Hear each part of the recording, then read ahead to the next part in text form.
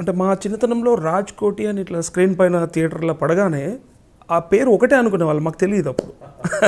ఒకే పేరు డాట్ ఉంటుంది, చిన్న డాష్ ఉంటుంది, అయినా కూడా అది ఒక నేమ్ బ్రాండ్ అనుకునే వాళ్ళం మేము. తర్వాత తెలిసింది వీళ్ళిద్దరు వేరు కలిసి కంపోజ్ చేశారని. సో ఆ ప్రస్థానం ఎట్లా నడిచింది, అది మళ్ళీ బ్రేక్ ఎలా అయింది?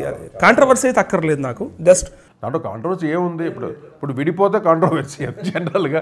ఎందుకు విడిపోయారు, ఇది క్యూరియాసిటీ, అందరూ కిలికి అడుగుతుంటారు. ఇది చెప్పి అయిపోయింది అంతా. అంటే దట్ ఈస్ డిఫరెంట్ అండి, అది ఆ కాంట్రవర్సీ వద్దు మనకి. కానీ ఆ ఉన్న 10 ఏళ్ళు మీ ఇద్దరు ఎంజాయ్డ్ లాట్. దుమ్ము దులిపేసారంటే మ్యూజిక్లోనే అసలు ఏం చేయాలని దింపాం. అసలు ఇంకా చాలా మ్యూజిక్ చేసాము మేము, అది రీచ్ అవ్వాలి, కొన్ని రిజెక్ట్ అయిపోయినాయి. ఎటువంటి మ్యూజిక్ చేసేవాళ్ళం మేము. ద కలర్ ఆఫ్ మ్యూజిక్ అంటే ఒక్కొక్క స్టైల్ ఆఫ్ మ్యూజిక్, అన్ని యంగ్స్టర్స్ కదా, అన్ని రకాల మ్యూజిక్ వినేవాడిని నేను కానీ రాజు కానీ. ఒక సింఫనీ స్టైల్ అని, ఒక opera style, oh my God, అన్నీ ట్రై చేసాం, అన్నీ ఇంప్లిమెంట్ చేయడం. అది మాకు ఈజీ అయింది. ఇప్పుడైతే నెంబర్ ఆఫ్ సినిమాలు చేయడానికి అది బాగా, బ్యాక్గ్రౌండ్ స్కోర్ చేసేటప్పుడు సెంటిమెంట్ సీన్స్కి కానీ దాన్ని ఎలా డ్రైవ్ చేయాలి, ఆ సీన్ ఎలా ఎలివేట్ చేయాలి, అదంతా నాన్నగారి దగ్గర కొన్ని, ఇళయరాజా గారి దగ్గర కొన్ని, అవన్నీ చూసి నేర్చుకొని అప్పుడు నేను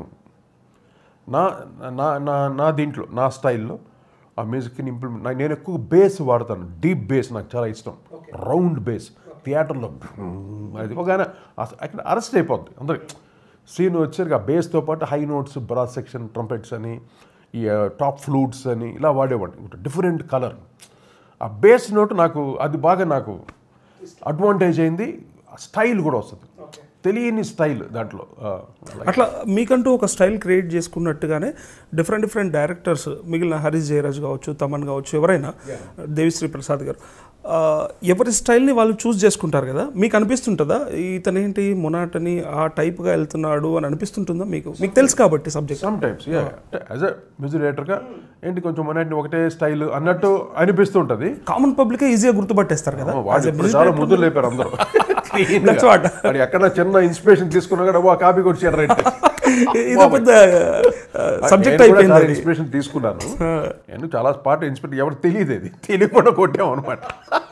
తర్వాత ఇప్పుడు కూడా ఎవడు వెతుకుంటున్నారు అనమాట, ఇది ఎక్కడ కానీ ఎవరికి దొరకదు. అది దొరకదు. యూట్యూబ్ వచ్చిన తర్వాత చాలా ఈజీ అయిపోయింది. ఎందుకంటే ఇప్పుడు యాజ్ ఇట్ ఈజ్ కొట్టడం అదొకటి, ఒక ఇన్స్పిరేషన్ తీసుకుని చేయటం అనేది అది ఎవరైనా చేస్తారు.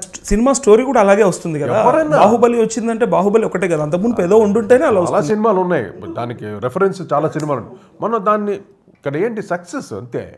4 సినిమాలు కలిసి ఒక స్టోరీ వచ్చినా హిట్ అయిందా, ప్రేక్షకులు ఆదరించారా, అది ఏ పాట ఎక్కడ కొట్టావు అవన్నీ తీసి పక్కన పెట్టి, ఏ స్టోరీ ఎక్కడ పెట్టకూడదు అవన్నీ ఫినిష్. ఇంగ్లీష్ హాలీవుడ్ లోంచి బాలీవుడ్ లోంచి తెచ్చారు, సినిమా హిట్ అయిందా, అది ప్రేక్షకులు ఆదరించారా, అది చాలు.